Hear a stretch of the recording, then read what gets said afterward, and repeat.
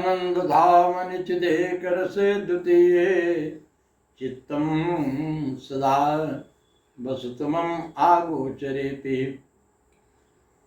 यद्यपि हम कुटुंब अनुरागी तदपि तुम्हार दरस बड़भागी।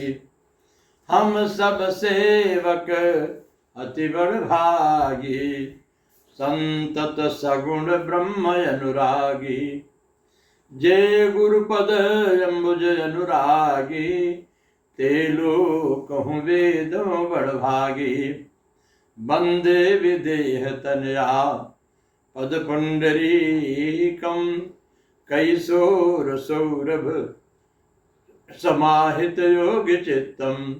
अंतुम तताप मनिषम मुनिहंस सेव्यम सन्मानशालि परिपीत पराग पुंजम।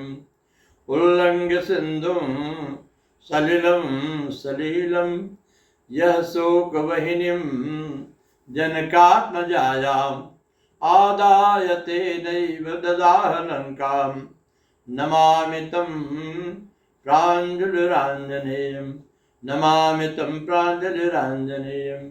श्री सच्चे महाप्रभु की जय। मेरे सर्व जगो सर्वत्र जगो प्रभु आप जगो परमात्मा जगो। सुखांतक खेल प्रकाश करो प्रभु आप जगो परमात्मा जगो। हानि किछु जग यही समभाई भजियन रामय नरतन पाई।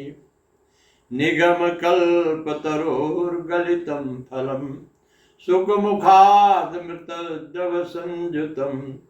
पिबत भागवतम रसमालयम मुहुर्मुहुः रसिका भुवि भावुका। जैसे संसार के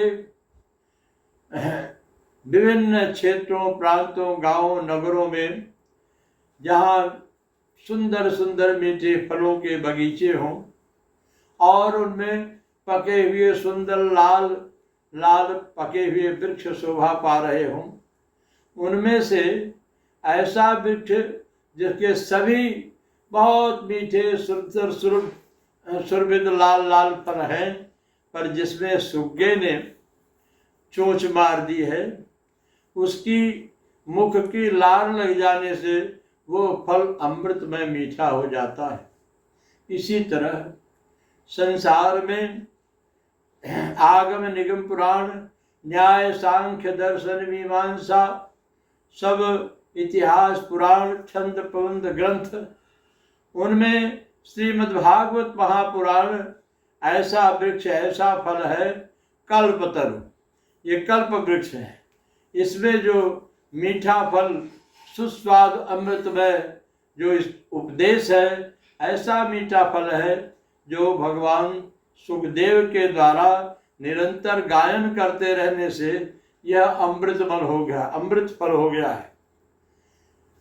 संसार के बगीचों में जो सुंदर मीठा फल है उसमें चेप है, गुठली है, छिलका है, रेशा है, किंतु ये जो अमृत फल श्रीमद्भागवत महापुराण की कथा जो अमृतमय उपदेश है, ये रसमालयम, ये रस से भरा हुआ अमृत फल है। इसमें चेप नहीं है, गुठली नहीं है, छिलका नहीं है। इसको आमूल चूल अमृतमय रस है। इसका सेवन करने से मनुष्य को अपने आप का, अपने स्वरूप का, अपने आत्मा का बोध होता है। मनुष्य जीवन की यथार्थता वास्तविकता को प्राप्त करके अपने आप को जान करके धन्य हो जाता है। इसलिए भगवान वेद व्यास ने कहा है मुहुर्मुहुः बार बार जहाँ तक संभव हो सके इस अमृत फल का सेवन सुस्वाद पूर्वक ग्रहण करते रहना और अपनी आत्मा का कल्याण करना चाहिए।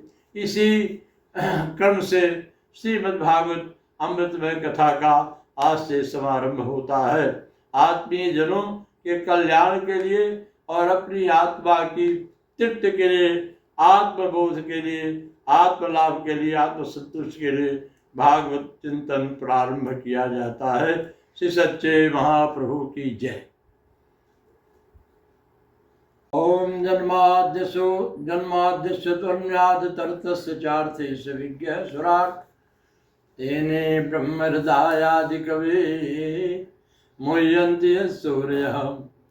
जन्माद्यस्यन्यादितरतश्चार्थेषु विज्ञः सुराट् तेने ब्रह्म हृदयादिकवे मुह्यन्ति सूर्यः।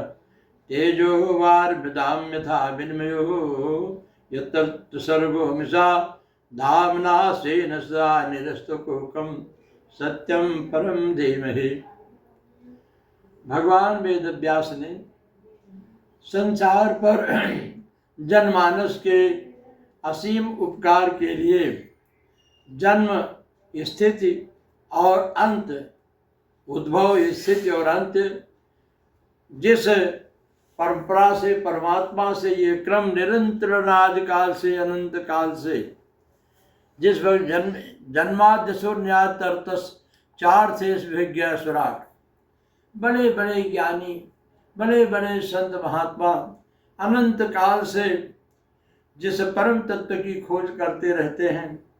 जैसे गर्मी के दिनों में तेज धूप में जहाँ मृग मरीचिका, जहाँ जल है वहाँ थल, जहाँ थल वहाँ जल का ऐसा दृश्यमान प्रभाव होता है।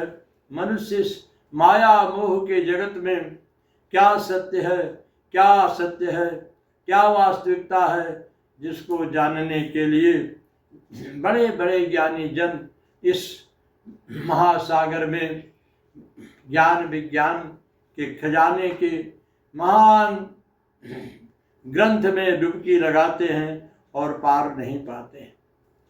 तेने ब्रह्मदाय आदि कवि भगवान वेदव्यास, सूर्य सावर्ण, गर्गोतम सांडिल्य, तमाम संत महात्माओं की अनंत परंपरा, जिस परम तत्व का आविष्कार खोज करते हुए अपना समग्र जीवन व्यतीत करके भी यथार्थ को पाने में आदि अंत नहीं जान पाते हैं, उसी परम तत्व का चिंतन करने के लिए भगवान वेदव्यास ने श्रीमद् भागवत में गायत्री तत्व गायत्री प्राप्त तेने ब्रह्मदायाद कवे मुह्यन्ति सूर्य तेजो बारदा विनिमयो यत्र सर्गो मिषा। यहाँ भूत भविष्य वर्तमान तीनों ही अवस्थाएं मृषा ही प्रतीत भांति होती हैं, उसका बोध कराने के लिए यह महान ग्रंथ रचित किया है। हे भक्तजनों, सुधी लोग अपने आप की अपनी यथार्थ को, सत्य को जानने के लिए इस महान ग्रंथ रत्न ग्रंथ का श्रवण निरंतर करते रहना चाहिए। संसार में अपने आप को वस्तुतः यथार्थता पूर्णता जानने के लिए जो निरंतर प्रयत्नशील है, वो भगवान की ही कृपा से जय जाने जग जाई हेराई, जागे जथा सपन भ्रम जाए, जो सपन है सिर काटे कोई, बिन जागे दुख दूर न होए, जागे जथा सपन भ्रम जाए, गिर जा सोए दयाल रघुराए। यथार्थ को, तत्व को बोलने से, भाषण करने से, प्रेरित करने से नहीं, यथार्थ में अपने आप में अनुभव करने से। जैसे कोई मनुष्य गहन निद्रा में स्वप्न देखते हुए ये देखे कि किसी ने हमारी गर्दन काट दी है, तो वो उस पीड़ा को तब तक महसूस करता रहता है जब तक जाग नहीं जाता है। जागते ही प्रसिद्ध होता है कि ये तो स्वप्न है। ऐसे ही बिना यथार्थ का बोध प्राप्त किए इस संसार सागर में भटकता हुआ जनमानस तब तक शांति को नहीं प्राप्त करता है, जब तक भगवान की महती कृपा से अपने आप को अपने आप में ही बोध स्वरूप परमात्मा का बोध करके परम शांत और स्थिर हो जाता है, परम कल्याण को प्राप्त करता है। जब भगवत कृपा से, सत्संग से, गुरु कृपा से, माता पिता के पुण्य से, अनेक जन्मों के पुण्य से, भाग्योदय से ऐसा समय आता है कि मनुष्य को अपने आप को जानने समझने की चेष्टा होती है और व्यक्ति सर्वथा निरंकार होकर के सरल स्वीत भाव से यथार्थ को जानना चाहता है। गायत्री मंत्र के द्वारा इस मीमांसा से कि मैं भगवान का ध्यान करता हूँ, भगवत तत्व को प्राप्त करना चाहता हूँ, इस बोध के साथ इस ज्ञान को प्राप्त करता है, उसका कल्याण होता है। आज इस प्रकार भागवत कथा का पाठ समारंभ किया जाता है। सजीजनों, सब लोग हम मिल करके उस भगवत तत्व को प्राप्त करें, यही कामना है। श्री सच्चे महाप्रभु की जय।